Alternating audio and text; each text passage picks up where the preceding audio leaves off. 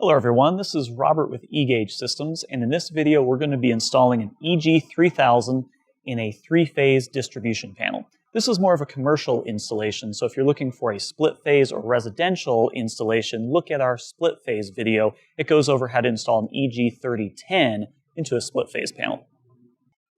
A couple notes about this installation. Since this will be a commercial installation, we're not going to install the eGauge unit inside the panel. We're going to install it in a separate enclosure outside the panel.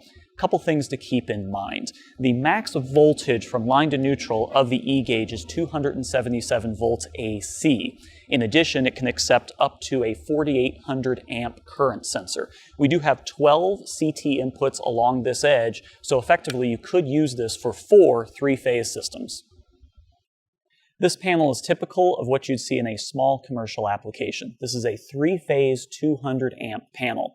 The eGauge measures all three phases corresponding to L1, L2, and L3. So we need to make sure that we're measuring all three phases and not just a single phase. So we can't just go plugging the eGauge into wherever we want.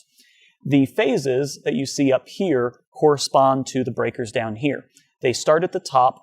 So it'd be like blue, red, black, blue, red, black, and they skip every third one. So we need to make sure that we're hitting each one of the phases. When you connect these, make sure you note which one is on L1, which one's on L2, and which one is on L3 in your installation manual. The first step to installing the eGauge is to mount the enclosure.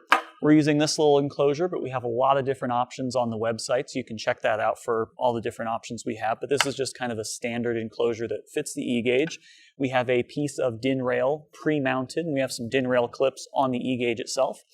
And we've went ahead and drilled a hole on the side, which corresponds to our knockout up here on the panel. And we're going to be using one of these couplers to connect the two together.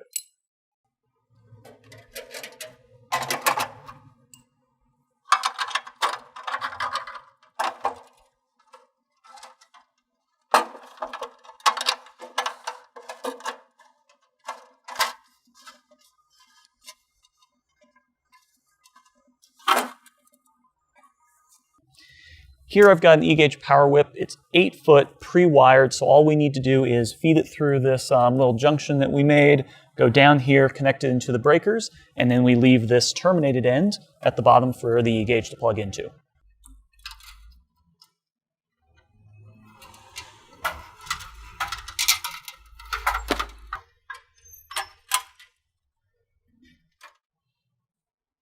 When you're connecting the power whip, make sure that you leave enough length to connect to the breakers.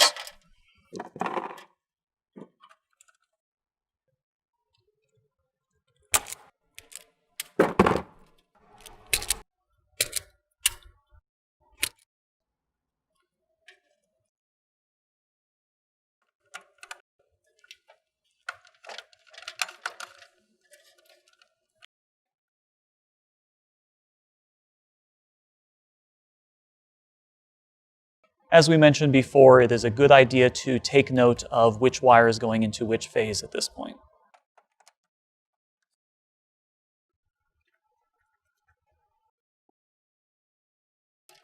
It is very important that you connect the neutral line in this setup. If you do not have a neutral, please refer to the Delta configuration guide.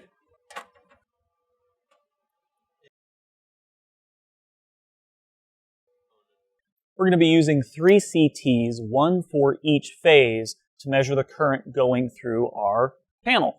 And the eGauge can have 12 CT inputs. It's really happy when all of these are filled up. So make sure that you get all the CTs you need for your installation. This can handle up to 12. So in theory, you could have 4 three-phase systems being measured by each eGauge. So we're just going to go ahead and attach the CTs. Here's our CT. This is a 16 millimeter or 0.63 inch inner diameter for the opening. And as always, be sure to face the arrow towards what you're measuring, which is back to the utility. So we're just going to take these guys, snap them around, and make sure they fully close in place and it's fully latched. And we're going to do this for all 3 phases.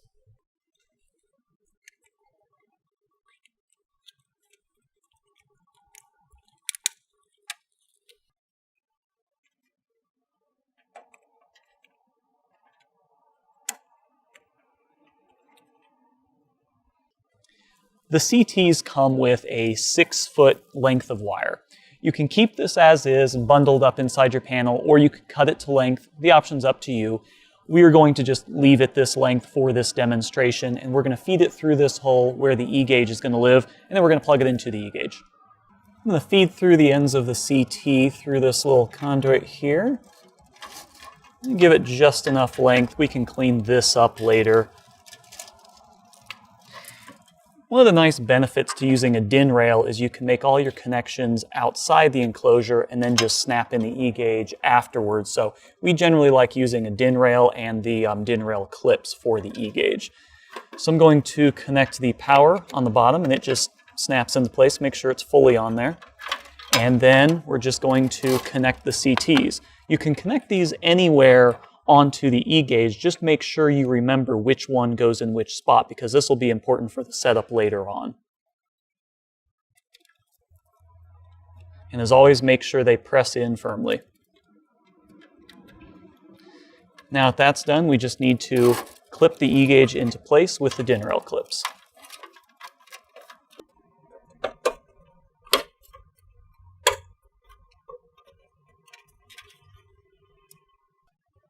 One of the primary differences between the EG3000 and the EG3010 is the network connectivity options. For the EG3000, it is Ethernet only. For the EG3010, it uses power line communications as well as Ethernet. For commercial applications, we definitely recommend going with the EG3000 because hardwired Ethernet connection is always much more reliable. Another thing to note, when installing the E-gauge, another nice benefit of the DIN rail clips is you can easily clip out the E-gauge when you forget to attach the Ethernet cable, as we did in this video. So we're going to clip this out, attach the Ethernet cable.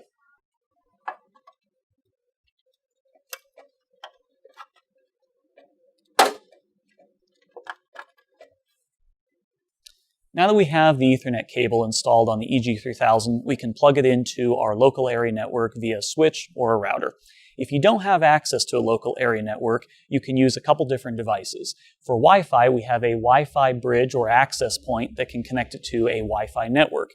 If you don't have access to a Wi-Fi network, we even have a cellular router that can connect to most major cellular carriers for data access. Of course, data charges will apply to that.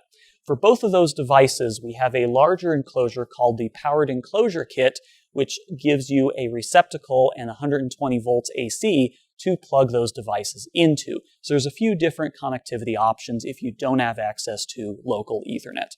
So hopefully that gives you a better idea of what's involved in installing an EG3000. Check the video description for more tutorials and tips and tricks.